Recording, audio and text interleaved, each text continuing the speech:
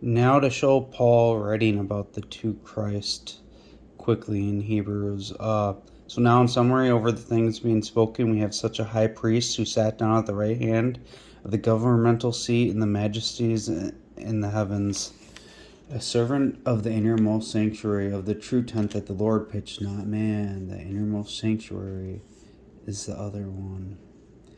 Now it talks about high priests giving gifts and whatnot, and in verse 5, they serve as a representation and shadow of heavenly things, as Moses was divinely instructed when he was about to construct the tabernacle, for he said, make everything in agreement with the pattern shown to you on the mountain.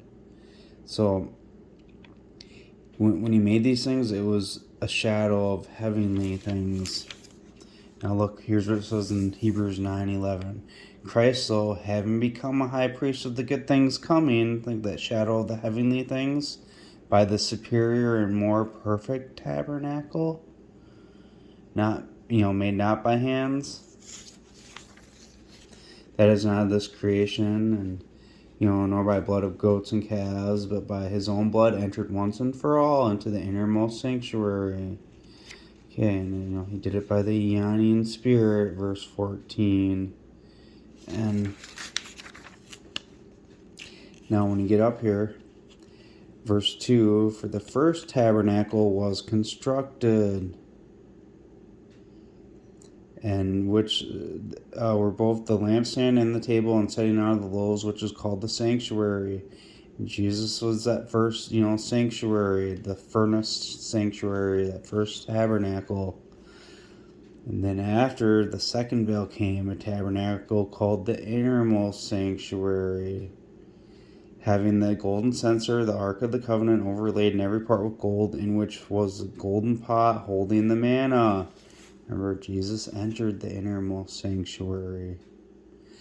And the rod of Aaron, which budded in the tablets of the covenant, and above the cherubim of glory, overshadowing the mercy seat, concerning it, is not now the time to speak in detail.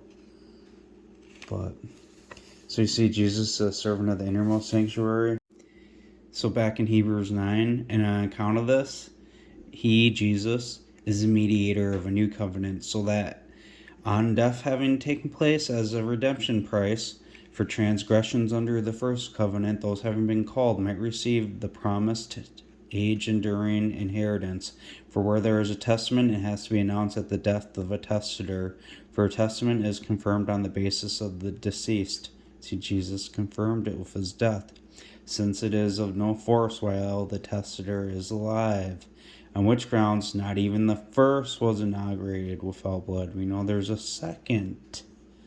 So, and John 15:26, Jesus said, when the counselor comes, the Spirit of truth, who I'll authorize to you, he'll give testimony about me. And for on every commandment according to the law spoken by Moses to all the people, he took blood of calves and goats with water and scarlet wool and hyssop, and he sprinkled both the scroll itself and all the people. This is the blood of the covenant that God commanded you. Remember all the stuff that Moses did? That was a foreshadowing of heavenly things coming. In addition, he sprinkled with blood both the tabernacle and all the equipment of service. Remember, you got that second tabernacle too, and Jesus entered into it. It has the golden manna, and in agreement with the law, almost everything has to be purified by blood, and without shedding of blood, there is no forgiveness. It was necessary then for the representations of the things in the heavens to be cleansed by these. See, the representations. There's two, that first tabernacle and the second one. But the heavenly things themselves by better sacrifices than these. For Christ did not enter into the innermost sanctuary made by hands. See, it's telling you there's a second one.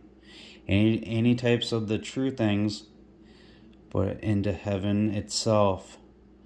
Now appears on our behalf in our presence of God. So, and that's because you got to go back to the beginning of Hebrews.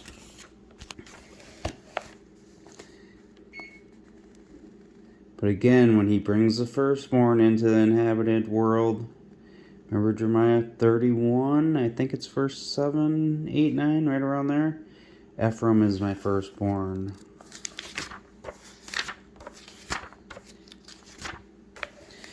Hebrews 10. So of how much worse punishment do you suppose he will be considered deserving, who has trampled underfoot the Son of God and esteems as profane the blood of the covenant in which he was set apart and insulted the spirit of merciful goodwill? And then you get down here a little more. For you have need of patience, so that having done the will of God, you might receive the promise. The promise is that other innermost sanctuary coming. For in just a little while yet, the coming one will be present, and he will not delay. Now the righteous man will live by faith. But if he draws back, I myself will have no pleasure in him.